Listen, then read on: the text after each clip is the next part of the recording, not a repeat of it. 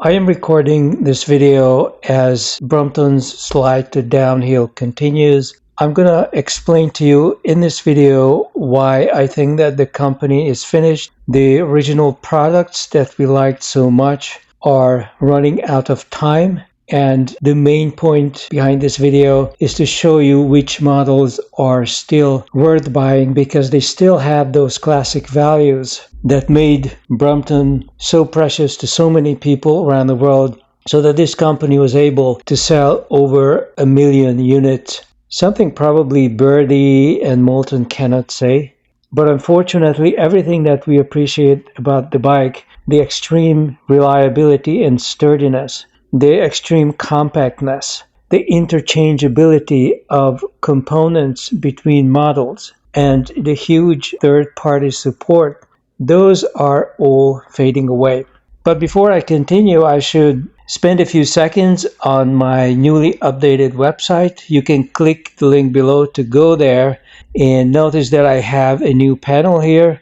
This is going to be for learning, and I'm going to be adding more stuff here. I have a new e-bike masterclass video course that runs about 2 hours. It goes into the topic in depth. You can purchase this course by clicking one of these buttons. Either it's going to be PayPal or Stripe. And I also have my Maximum Brompton book, which follows the story of how I built my project, which now you can get for free. You just send me an email and I will send you a PDF version of this book. This is an awful lot of quality information for nothing. If you are a Kindle addict, of course, you can still click on the Amazon button and go to Amazon and download it for a few bucks. But I think it would be better to get it for free. I would get your email, and I'm not going to bother you too much with emails, but I would like you to be on my list. If you don't care for getting a book, then you can just join the list up here. You can also contact me here, and I am on social media all over the place. So this is the main site or landing page from which you can reach me everywhere where I have a presence on media. So let's start with the very beginning. I just open up the Brompton site and I see all these ugly bikes. What the hell is this? This was the bike that so many people fell in love with. Number one, it looked absolutely classically beautiful in an understated way. Look at this arch, this simple, elegant, continuous arch, which took a while, by the way, to achieve for Andrew Ritchie, because if you look at the very beginning, the earliest Bromptons were pretty ugly with a crease in the frame. It took years to achieve this. There's another elegant curve here. It's just elegant, understated curves all over the place. And then they come with this thing that looks like it's been in an accident. The front wheel crashed into somebody. It is also humongous. The compactness of the bike is gone. And the front fork, it's no longer a sturdy hand-built fork, which could take my 750 watt installation of an overclocked green electric kit.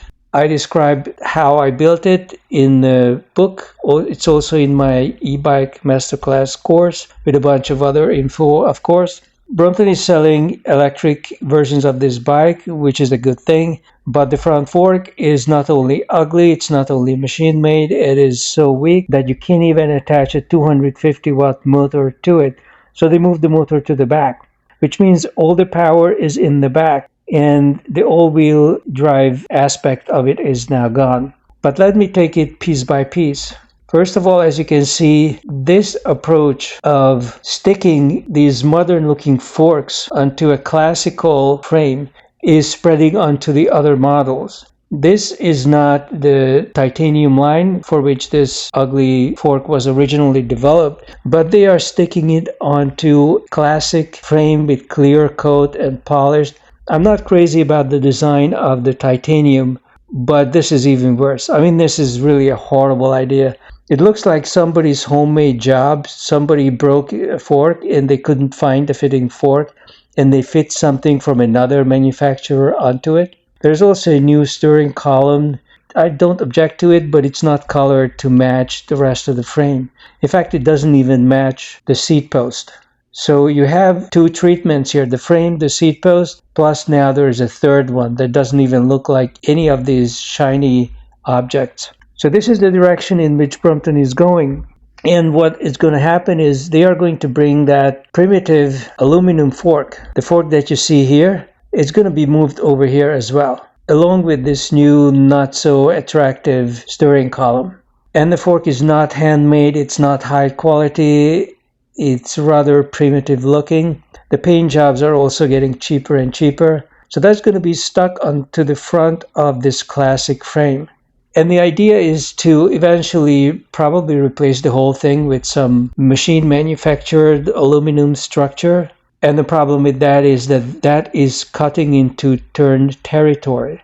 Already this kind of electrification, which is inferior to what you see on turn, it's not like you are getting a Bosch center drive. It's not like you have electronic brake regeneration. You are lower quality bicycle that is no longer really handmade. And of course, the components are no longer interchangeable. The Brompton is now full of all kinds of different parts and different things that don't go together. There's nothing that this bike, the G-Line, has in common with the classic frame, and there's nothing either of them have in common with the current titanium frame. What can you get before Brompton completely goes down and ends up competing against Tern and getting wiped out? Because that's what's going to happen. Or if they get wiped out in World War III, which is also getting hotter by the week. If there's any kind of a shootout in Europe, London and the surrounding area are nuclear targets. The Russians can reach most of the capitals of the European powers within less than 10 minutes from their base in Königsberg. But either way, the Brompton company is not on the right track, and if they continue, I think it's going to be a complete disaster. I recommend 3 bikes that are worth getting from them. The number one bike is definitely the cheapest one. It's about $1,300 US. If you're getting it in the US, about 1,000 British pounds. This is the classic Brompton, the way we always had it. It's very basic. You're not getting even mudguards. You do get a hub gear in the rear, which is actually tremendous value for the money you are paying. You are paying very little money here, and you're getting the classic steel frame, which is going to last for the rest of your life. And if you take care of it, you can give it to your grandson. He can also ride it for decades longer. The hub gear is much better. It's much more weather resistant than an external derailleur system with the cassette. And for the most part, you're not getting any mud guards, you're not getting anything fancy, but those are areas that you want to build out anyway.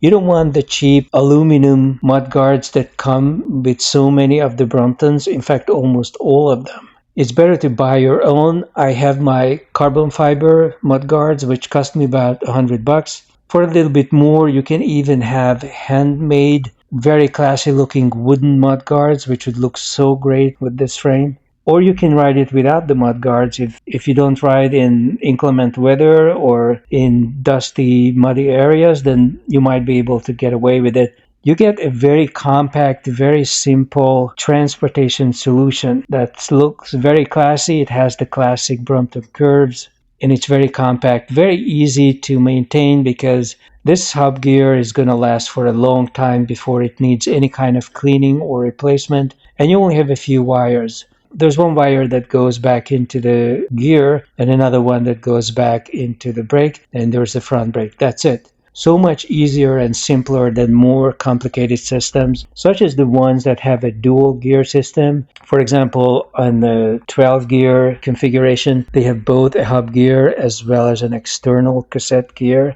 which is a maintenance nightmare in my opinion. So keep it simple.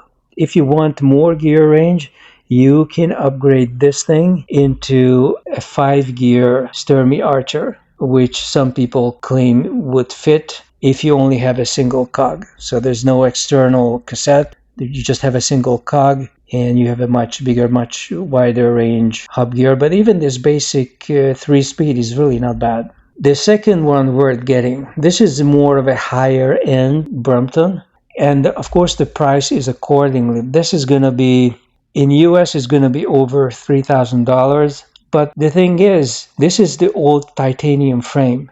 These parts, the extremities, are actually titanium, and they do shave a couple of pounds off the total weight. The total weight, and you can get it in so many different colors, which I also like. The weight of the steel frame is about 25 pounds. This one takes it down to about 23 pounds. You shave off a pound with each extremity that's made of titanium, and the paint jobs are decent. You don't get that ugly flat dark gray that you would be getting with the new titanium frames. You are also not paying $6,000. I mean, you are paying half the money. And I noticed that different colors have different prices. So apparently this deep purple color is a premium color, so you pay a little bit of extra money for it. But the thing is, you can spend a few hundred extra dollars, replace the seat post with a titanium or even carbon fiber equivalent, shave a half pound off or maybe a pound, I don't know how much. And you can replace the steering column also with a titanium equivalent. So you can actually lighten it even further. It's never going to go down to the 17 or 18 pounds that the Brompton full titanium frame would give you. But it's also not going to cost nearly as much. And leaving the top tube steel is going to ensure that this most important hinge is not going to be compromised. It is going to last the rest of your life, despite as light as it already is when you buy it, and it can get even a couple of pounds lighter when you upgrade certain components, as I mentioned.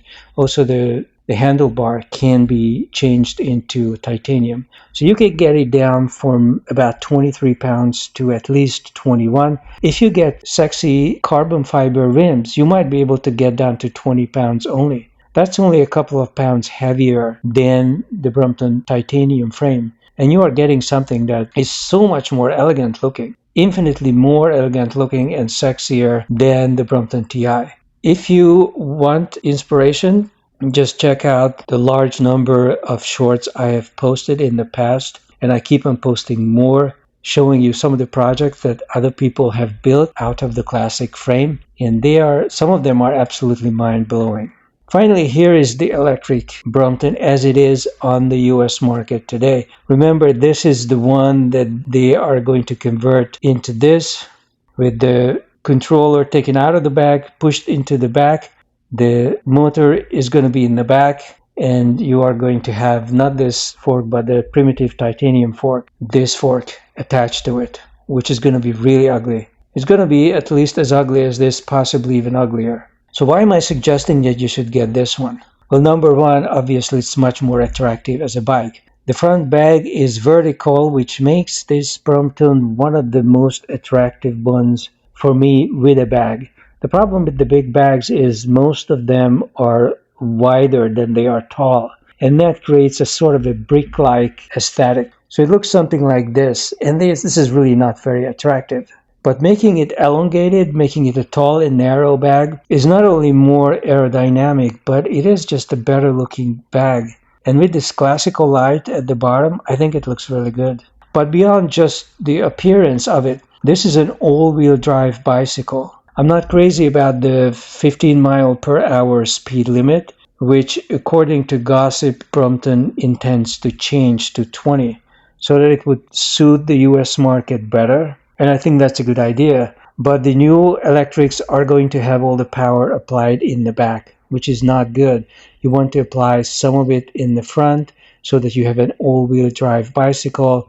That means if you hit a sandy, muddy, or slippery patch, and you would lose control on one wheel, you still have some control on the other. So you may not fall. You may be able to drag or push yourself out of the situation. An all-wheel drive configuration is always better. Look at cars, even racing cars. Everybody is moving in the direction of all-wheel drive systems. And the reason for this is that you have much better control and grip on the road in hazardous circumstances or even in an accident. Now, the other thing is the weight. Pushing all the power into the rear is also putting most of the weight in the rear, because even though the new electrics are going to have the battery mounted in the front, this motor, which is going to be pretty heavy, is going to go into the back. So all the weight is going to go into the back, and your weight, obviously, as you sit on it, is going to be toward the back as well. So there's hardly any weight in the front, and I think that's really bad. One of the best part for me of transferring from a Birdie to a Brompton was that with the bag in the front, and especially with the electric kit, the weight distribution improved so much. There's a reason why BMW claims that all of their models have a 50-50 weight distribution. That's the same thing with every single one of the top-end sports cars. They all have either 50-50 or very close to that kind of weight distribution. Because if you make the rear heavy, you're going to have trouble around corners and just keeping your balance. So these are the three models I recommend. If you want an electric, the time to get it is now, before they have the new one coming in. You want an electric with the front motor, not with the new configuration. If you want the titanium, I would go for the P line.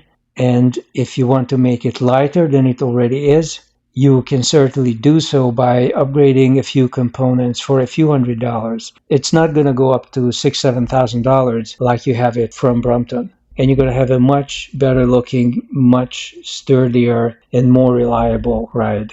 And finally, if you just want to get into the game at the low end, you really can't go wrong with the cheapest model. The cheapest model is the so-called A-line. Obviously, it's just the basics, but you can upgrade with high quality components and you're not losing much because what you're replacing is very cheap stuff anyway. Obviously, if you get upgrades, you should still sell off the original wheels and gears on the used market because you can get some money back. So these are my recommendations. I don't know how long it's going to take for Brompton to really hit rock bottom, but despite all the critical videos, mostly from me, it looks like they are not changing direction. They are heading headlong into the abyss, and I don't think there's any turning back. These are really your last chances to gain access to a classic before the Brompton shops are going to be filled with this. I'll be back.